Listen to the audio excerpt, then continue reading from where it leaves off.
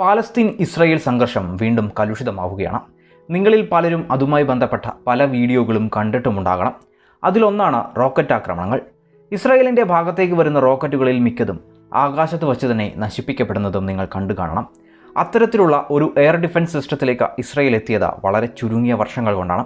ഇന്ന് ഇസ്രായേൽ ലോകത്തിലെ തന്നെ ഒരു വലിയ ആയുധ ശക്തിയുമാണ്. ഈ വീഡിയോയിലൂടെ ഇസ്രായേൽ എന്ന രാജ്യം വളരെ ചുരുക്കം വർഷങ്ങൾ കൊണ്ട് ഒരു വൻ ആയുധ ശക്തിയായി എങ്ങനെ മാറി എന്ന ചരിത്രമാണ് പരിചയപ്പെടുത്തുന്നത്. ഏവർക്കും അറിയാവുന്നതുപോലെ 1948 കാലത്ത് ഇസ്രായേൽ എന്ന രാജ്യം നിർമ്മിക്കപ്പെട്ടല്ലോ. ആദ്യകാലങ്ങളിൽ ഏത് രാജ്യത്തെയും പോലെ ശക്തരായ രാജ്യങ്ങളിൽ നിന്ന് ആയുധങ്ങൾ ഇറക്കുമതി ചെയ്തുകൊണ്ട് തന്നെയാണ് ഇസ്രായേൽ മുന്നോട്ട് പോയത്. എന്നാൽ അവിടെ നിന്ന് ലോകപ്രശസ്തമായ ആയുധങ്ങളും ടാങ്കുകളും റോക്കറ്റുകളും ഒപ്പം സ്പേസ് സൈബർ മേഖലകൾ തുടങ്ങി മിക്കയിടങ്ങളിലും ഒരു വൻ മുന്നേറ്റമാണ് ഇസ്രായേൽ നടത്തിയത്. എന്നാൽ ഏവരും സംശയിക്കുന്ന ഒരു കാര്യം എന്നത് പുതുതായി രൂപപ്പെട്ട ഇത്രയും ചെറിയ ഒരു രാജ്യം, അതും ഇന്ന് ഏകദേശം 90 ലക്ഷം മാത്രം മനുഷ്യർ ഇരിക്കുന്ന ഒരു പ്രദേശം, എങ്ങനെയാണ് ഈ കാണുന്ന പുരോഗതികളൊക്കെ കൈവരിച്ചത് എന്നതാണ്. അതിനു പുറകിൽ വലിയൊരു ചരിത്രം തന്നെയുണ്ട് എന്നതാണ് സത്യം. നേരത്തെ പറഞ്ഞതുപോലെ ഇസ്രായേലിൻ്റെ ആദ്യകാലങ്ങളിൽ കൂടുതലും ഇറക്കുമതി തന്നെയായിരുന്നു. പ്രധാനമായും അവർക്ക് ആ കാലത്ത് ആയുധങ്ങൾ നൽകിയിരുന്നത് ഫ്രാൻസ് എന്ന രാജ്യമാണ്.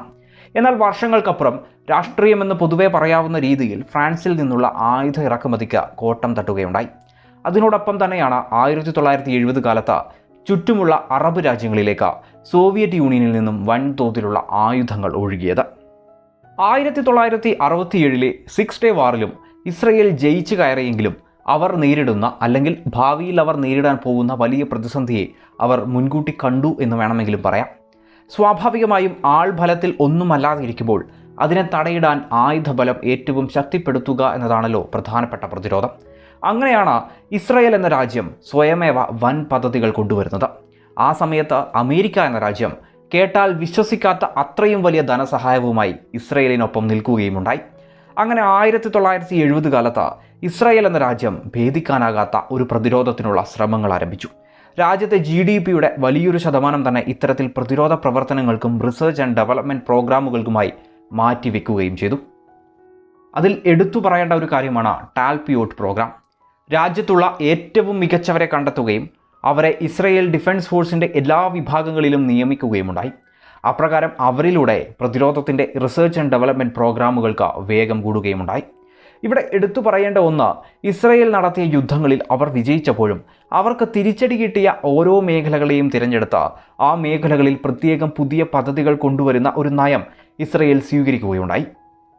ഉദാഹരണത്തിന്, പൂർണ്ണമായും മരുഭൂമിയാൽ ചുറ്റപ്പെട്ട സിനായ് പ്രദേശത്തെ ഈജിപ്ത് സൈന്യത്തിൻ്റെ നീക്കങ്ങൾ അറിയാൻ പ്രയാസം നേരിട്ടതിനെ തുടർന്നാണ് ആകാശപ്പറക്കലും ഡ്രോൺ സംവിധാനങ്ങളും ഇസ്രായേൽ വികസിപ്പിക്കുന്നത്.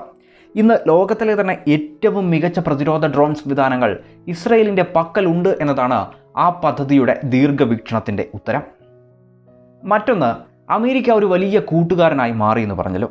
അത്തരത്തിൽ അമേരിക്ക 1976-2004 കാലത്ത് മാത്രം $146 ബില്യൺ സഹായം ഇസ്രായേലിന് നൽകിയിട്ടുണ്ട് എന്നതാണ് കണക്ക്. അത് വളരെ വളരെ വലുതുമാണ്. എന്നാൽ ഇവിടെ എടുത്തു പറയേണ്ട ഒരു കാര്യം കൂടിയുണ്ട്. അത് അമേരിക്ക സ്പേസ് സാറ്റലൈറ്റ് സർവേലൻസ് സാങ്കേതിക വിദ്യകൾ ഇസ്രായേലിന് നൽകിയപ്പോൾ ഇസ്രായേൽ അതുമായി മുന്നോട്ടു പോകാനോ അമേരിക്കയുടെ കൂടുതൽ സഹായത്തിനോ ആയി കാത്തു നിന്നതേയില്ല എന്നതാണ്. പകരം അതിലെ തെറ്റുകളെയും പോരായ്മകളെയും ഇസ്രായേലിൻ്റെ സ്പേസ് ഏജൻസി പഠനവിധേയമാക്കുകയും ഇസ്രായേലിന് അനുയോജ്യമായ രീതിയിലുള്ള ഡെവലപ്മെൻറ്റ് പദ്ധതികളിലേക്ക് കടക്കുകയുമാണ് ഉണ്ടായത്. അപ്രകാരം സ്പേസ് മേഖലയിലും ഇസ്രായേൽ സ്വയം പര്യാപ്തമാവുകയുണ്ടായി. ഏതായാലും 1976-ഇപ്പുറം അമേരിക്ക ഏറ്റവും കൂടുതൽ സഹായം നൽകുന്ന രാജ്യമാണ് ഇസ്രായേൽ. ആ സഹായം തന്നെയാണ് ഇസ്രായേൽ എന്ന ആ രാജ്യത്തിൻ്റെ പ്രതിരോധ വികസനത്തിൻ്റെ ഏറ്റവും കാതലായ ഭാഗവും. വർഷം ചുരുങ്ങിയത് $3 ബില്യണിലധികമാണ് ആ പ്രതിരോധ സഹായം. പിന്നീടാണ് ലോകം തന്നെ ശ്രദ്ധയോടെ വീക്ഷിച്ച എയർ ഡിഫൻസ് സിസ്റ്റം ഉണ്ടാവുന്നത്. ഗൾഫ് യുദ്ധത്തിനപ്പുറം ഇസ്രായേൽ മേഖലകളെ റോക്കറ്റുകളിൽ നിന്നും മറ്റും സംരക്ഷിക്കുന്നതിന് പുതിയൊരു സംവിധാനത്തിന് ഇസ്രായേൽ പഠനങ്ങൾ ആരംഭിക്കുകയുണ്ടായി. ഹമാസ് പോലുള്ള സംഘടനകളുടെ ആക്രമണവും ഈ പഠനത്തിൻ്റെ വേഗത കൂട്ടി. അപ്രകാരം വളരെ പെട്ടെന്ന് തന്നെ ഇസ്രായേലിൻ്റെ എയർ ഡിഫൻസ് സിസ്റ്റത്തിലേക്ക് 3 ആയുധങ്ങൾ കടന്നെത്തുകയുണ്ടായി. അവ നിങ്ങളേവരും കേട്ടിട്ടുള്ള അയൺ ഡോം, ആരോ, ഡേവിഡ് സ്ലിംഗ് എന്നിവയാണ്. 3ഉം ഒരുമിച്ച് ചേർന്നുകൊണ്ടാണ് പുറത്തുനിന്നും ഇസ്രായേലിനെ ലക്ഷ്യമാക്കി വരുന്ന റോക്കറ്റുകളുടെയും മിസൈലുകളെയും ഒക്കെ ആകാശത്ത് വെച്ച് തന്നെ ഇല്ലാതാക്കുന്നതിൽ വിജയം കാണുന്നത്. അതുതന്നെയാണ് നിങ്ങളിപ്പോൾ പല വീഡിയോകളും കണ്ടിട്ടുമുള്ളത്. ഇതിനോടൊപ്പം തന്നെ കൗതുകകരമായ ഒരു ചരിത്രം കൂടിയുണ്ട്. ആദ്യകാലങ്ങളിൽ കരയുദ്ധത്തിൽ നിർണായകമായ ടാങ്കുകൾ ഇറക്കുമതി ചെയ്യാൻ ഇസ്രയേൽ നടപടികളെടുത്തു. അത്തരത്തിലൊരു പദ്ധതി പരാജയപ്പെട്ടപ്പോഴാണ് അവർ സ്വന്തമായി ഒരു ടാങ്ക് നിർമ്മാണം കൊണ്ടുവരുന്നതും ഇന്ന് ഇസ്രയേൽ സേനയുടെ മുഖമായ മിർക്കാവ ടാങ്കുകളുടെ ഉദയം തന്നെ ഉണ്ടാവുന്നതും. ഒന്നുകൂടിയുണ്ട്. 1980 കാലത്ത് ഇസ്രയേൽ ഒരു സീക്രട്ട് വെപ്പൺ കൂടി രൂപം കൊടുക്കുന്നുണ്ട്. കണ്ടാൽ ഒരു ടാങ്കായ എന്നാൽ സത്യത്തിൽ ടാങ്കുകളെ നശിപ്പിക്കാനായി റോക്കറ്റ് ലോഞ്ചർ ഘടിപ്പിച്ച വാഹനമായിരുന്നു അത്.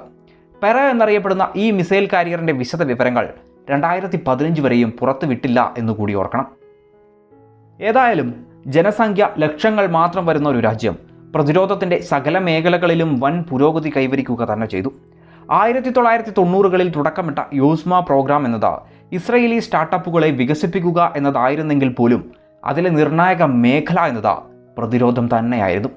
ഇത്തരത്തിൽ ഒരു കാലത്ത് ലോകരാജ്യങ്ങളിൽ നിന്ന് ആയുധങ്ങൾ ഇറക്കുമതി ചെയ്തിരുന്ന ഇസ്രയേൽ എന്ന രാജ്യം ഇന്ന് ലോകത്തിൽ ആയുധ കയറ്റുമതിയിൽ മുൻപിൽ നിൽക്കുന്ന രാജ്യങ്ങളിൽ ഒന്നായി മാറിയിരിക്കുന്നു. പണ്ട് ഇസ്രയേലിന് ആയുധങ്ങൾ നൽകിയ രാജ്യങ്ങൾ പോലും ഇന്ന് ഇസ്രയേലിൽ നിന്നും ആയുധങ്ങൾ സ്വീകരിക്കുന്നുണ്ട്. ഇസ്രയേൽ എങ്ങനെയാണ് ഇത്രയും വേഗത്തിൽ മുന്നേറിയത് എന്ന് പലപ്പോഴും ഒരു ചോദ്യം ഉയരാറുണ്ട്.